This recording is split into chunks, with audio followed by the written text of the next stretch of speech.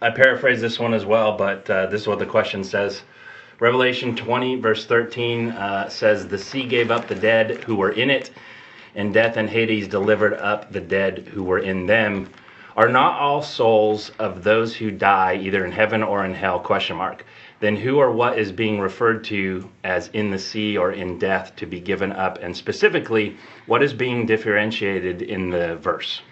I think this is my opinion because the passage just says what it says. Sea gave up the dead who were in it. Death and Hades, or death and hell, delivered up the dead who were in them, and they were judged each one according to his works. Then death and Hades, which apparently includes the sea, if you follow that reasoning, were cast in the lake of fire. This is the second death.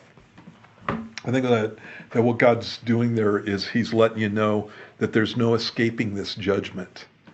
And so we have had people who believed that if they could disperse their remains, then there would be no resurrection for them, and they wouldn't have to go through this specific judgment, the Great White Throne Judgment. And so that's one of the reasons that during the Middle Ages you had people who were unbelievers, anti-Christian and pagan, who burned their bodies and spread their ashes. Now I understand that with us, that's one of those cultural things. It's just kind of nice. We cremate and spread the ashes of our people in some place that they really liked and that kind of thing. But with many of these people, what they were trying to do is escape the judgment of God.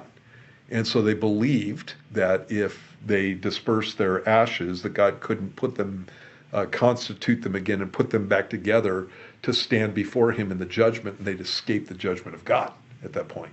And then on top of it, throw it in the sea, and that gets all dispersed all over the place. And so no way God can find you at that point. Your ashes aren't buried in one specific spot. And so I don't know how that logic pans out. Yeah, I know.